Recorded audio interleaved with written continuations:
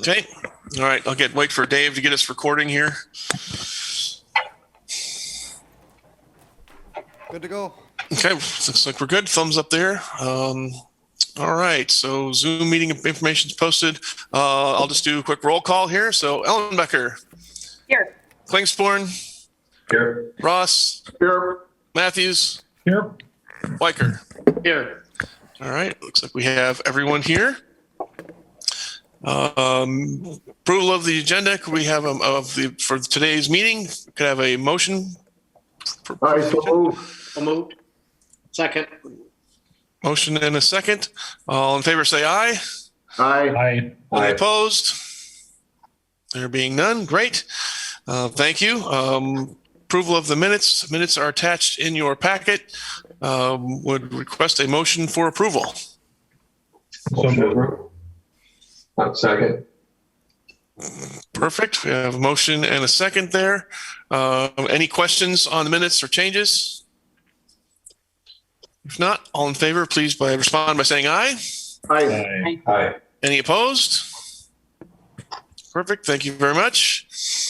We'll hop into regular business. Item E1, consideration and possible action to adopt an application amendment resolution to amend project plan for TID 7, Ashland Avenue and Lombardi Avenue corridors to make an allocation to TID 23 Legends District for purposes of blight elimination and infrastructure costs. I want to go ahead and just these are the same resolutions that were presented last time. The project plans have been included in your packet with the appropriate resolutions attached.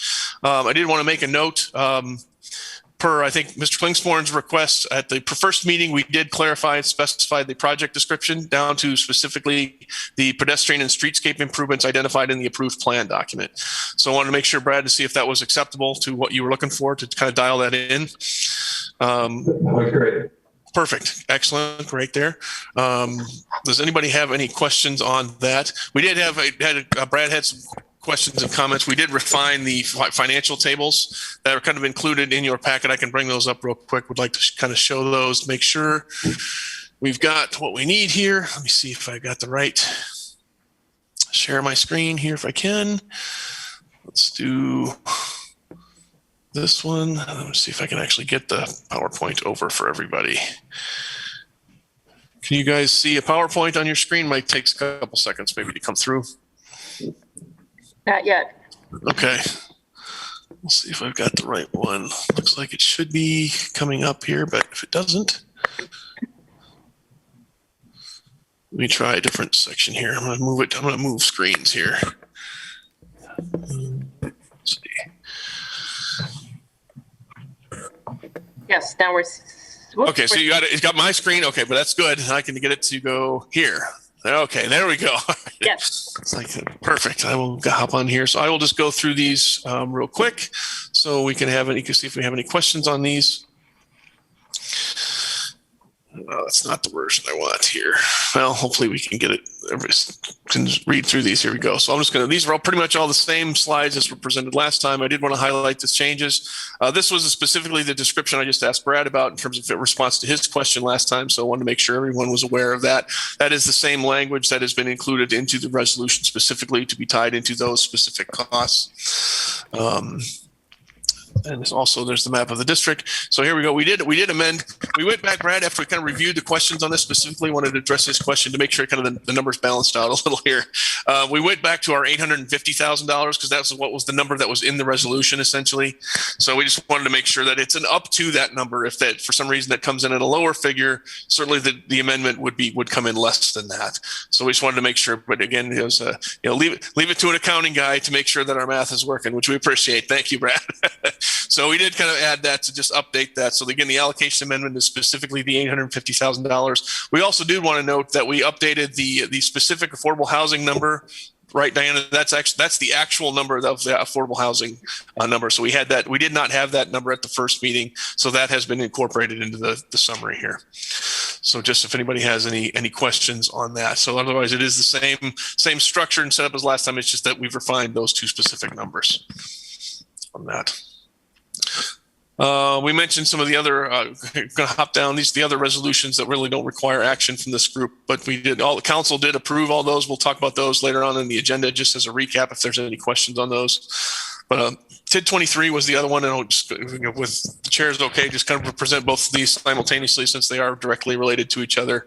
Again, similar language that was included as previously referenced, both here and in the project plan and in the specific resolution. And then again, identify then the TID 23 balance again, essentially to represent exactly kind of what we think the allocation amendment again transferred back to the $850,000. So a lot of these numbers are estimates. There's a little bit off. There's some rounding. That's why it's not an absolute zero balance here presented here. But so on some of these are still projected and estimated numbers. But the object obviously is to get it as close to zero as we can. So. All right. So those are just kind of the allocations. Again, this is just an update. This was a new slide from last time too. This is kind of an estimate of what we think the closures will be bringing back to each of the jurisdictions. So just as a reference, TID 7 is about $780,000 taxes that were received. TID 8 is $381,000, and TID 9 was $185,000. So that was, that's so just kind of, so if anybody's interested in reporting back what the actual impacts of these districts closing on an annual basis would be, this is just kind of provide that information. So again, kind of the justification and the reason why we all do this, right? So eventually to get these numbers back in and start increasing the tax revenue back to everyone here. So, and then just a recap very quickly of these were the meetings that were all held. And notice and where everything was essentially adopted. So, all right, with that, I'll try to get back to our agenda. So the project plan documents are included for TID 7 specifically is in your packet.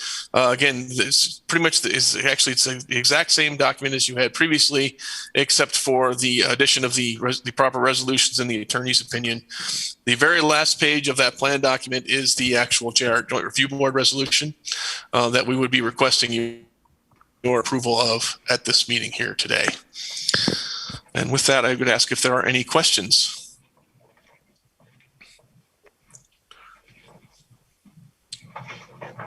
If not, I would ask if there could be a motion approving the Joint Review Board resolution, approving the allocation amendment for TID 7 to TID 23. Motion to approve. Second. Motion and a second. Are there any other questions on the TID 7 project plan? If not, all in favor, please say aye. Aye. Aye. Any opposed? Thank you very much. No, and that motion passes. Thank you very much. Similarly with TID 23, also included in your packet, essentially the same situation. The plan has been included as well as the resolutions and the attorney's opinion on process. Are there any questions on the proposed allocation amendment for TID 23? This is essentially just being the recipient donor from TID 7, just to clarify. Motion to approve. Second. Motion and a second. Are there any other questions on the amendment for TID 23? If not, all in favor, please respond by saying aye. Aye. Aye. Aye. Any opposed? All right. Motion carries. Thank you very much. Much appreciated. Let me hop back to our agenda here, get back to the top of the page here. Thank you. So just informational, these other remaining agendas, those were all previous actions that were essentially the affordable housing allocations for TID 7 and for TID 8 were included. Closures, essentially termination resolutions then for TID 7 and then TID 8 were both included. And then also a termination resolution for TID 9. So all of those were reviewed by the Redevelopment Authority and approved by the City Council. Do not require specific action by this board, but wanted to make sure you were aware. These were posted last time for information purposes and wanted to see if there were any questions on any of these items. All right. If not, next meeting and time, I'm guessing probably is going to be our annual meeting. I don't know if that's, Diana, is that usually in June? Maybe we do those. Is there a set time we do those? Sometimes middle to late June, because by state statute, the goal is to have them done by July 1st is when the DOR annual report is due. Perfect. So we'll obviously be searching. We'll set up a time specifically with obviously the joint review board members for a poll to make sure that there's a time that's convenient and works for everyone. If that's acceptable to the board.